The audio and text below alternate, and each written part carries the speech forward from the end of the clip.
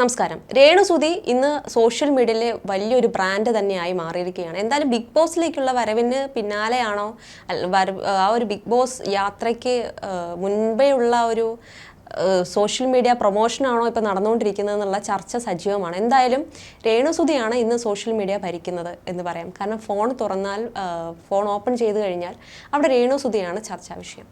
ഇപ്പോൾ രേണുസുതിയെക്കുറിച്ച് പുതിയ ചില വാർത്തകളാണ് സോഷ്യൽ മീഡിയയിൽ വൈറലായി മാറുന്നത്. രേണുസുതിയെ പോലെ തന്നെ വീട്ടിലുള്ള കിച്ചു ആണെങ്കിലും അവരുടെ കുടുംബത്തിലുള്ള ഓരോരുത്തരും പല ദിവസങ്ങളായിട്ട് സോഷ്യൽ മീഡിയയിൽ വലിയ രീതിയിൽ ചർച്ചാ വിഷയങ്ങൾക്ക് കാരണമാകാറുണ്ട്.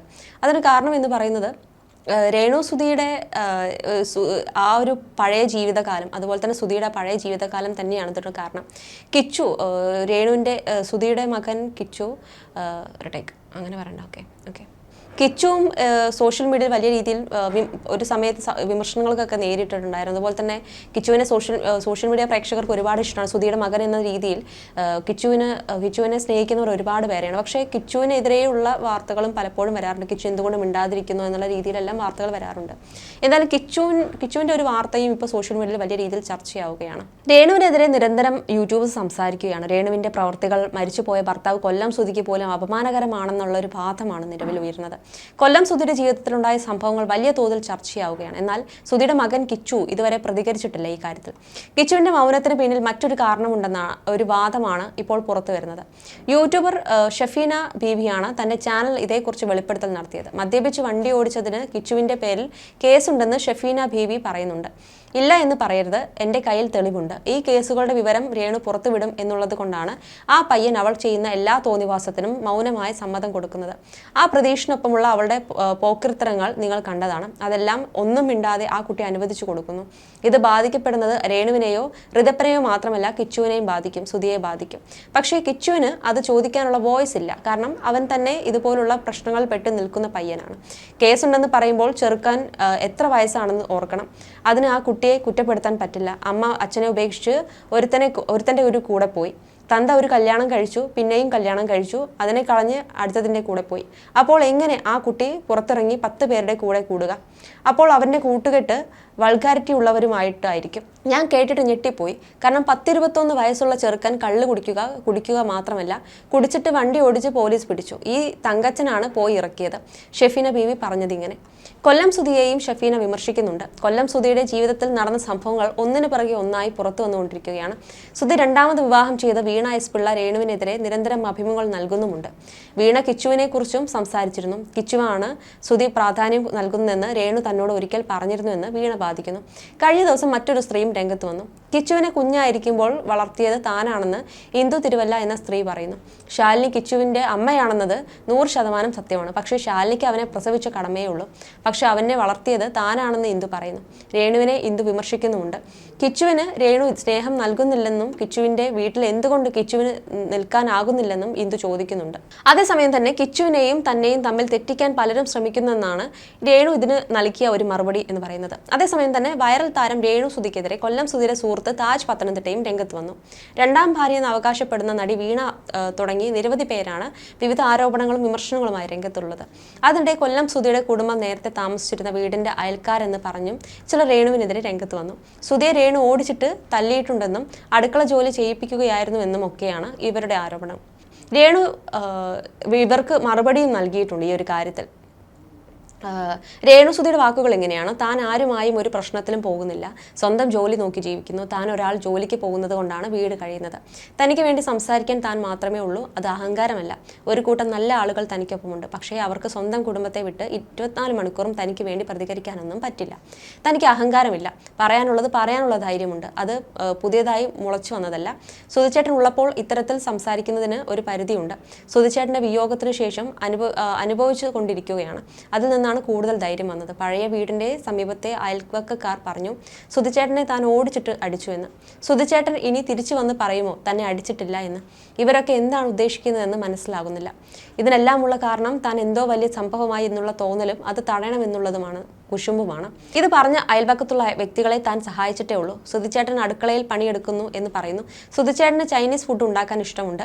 അമ്മ ചിക്കൻ കറി ഉണ്ടാക്കിയാൽ സുധിച്ചേട്ടൻ അതിൽ കാപ്സിക്കം ഒക്കെ ഇട്ട് സ്പെഷ്യലാക്കി തനിക്കും കുഞ്ഞുങ്ങൾക്കും തരും. അതിനാണ് പറയുന്നത് സുധിച്ചേട്ടൻ അടുക്കളയിൽ ജോലി ചെയ്യുന്നുവെന്ന്. ഇതൊക്കെ ഇവർക്കും കൊടുത്തിട്ടുണ്ട്. അത് കഴിച്ചിട്ടാണ് ഈ കുറ്റം പറയുന്നത്. ഇവരാരുമായും ഇതുവരെ താൻ ഒരു പ്രശ്നവും ഉണ്ടാക്കിയിട്ടില്ല. ഇവൾ വലിയ സെലിബ്രിറ്റിയായി കോടികൾ ഉണ്ടാക്കുമോ, ഇവൾ വലിയ സിനിമാ നടിയാകുമോ എന്നൊക്കെ ആലോചിച്ചിട്ടാണ് ഇവറ്റകൾക്ക് കള്ളത്തരം ഉണ്ടാക്കുന്നത്. സുധിച്ചേട്ടൻ കുഞ്ഞു മനുഷ്യനൊന്നുമല്ല, തന്നേക്കാളും ആരോഗ്യമുള്ള ആളാണ്. ആ മനുഷ്യനെയാണ് താൻ എടുത്തടിച്ച് ഓടിച്ചു എന്നൊക്കെ പറയുന്നത്.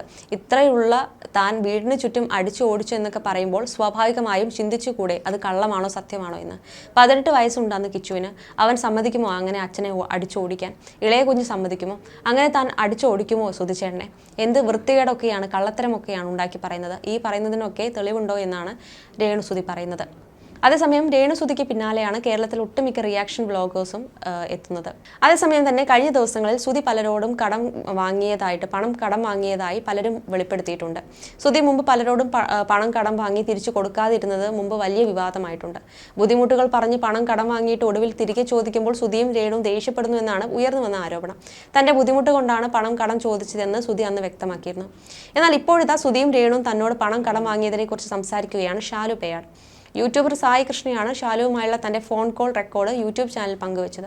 ഇവൾ എന്നോട് പൈസ ചോദിച്ചിട്ടുണ്ട്. ഒരു ദിവസവും 2 ദിവസമല്ല, ഞാൻ കൊടുത്തിട്ടുമുണ്ട്. സിനിമ ചെയ്തിട്ടുള്ള പരിചയമാണ് കൊല്ലം സുധിയുമായി എനിക്ക്. 2-3 ദിവസത്തെ വർക്കുണ്ടായിരുന്നു. വർക്ക് കഴിഞ്ഞ് പുള്ളി പോയി. ഒരു ദിവസം രാത്രി ഒരു 8 മണിയായപ്പോൾ എന്നെ വിളിച്ചു.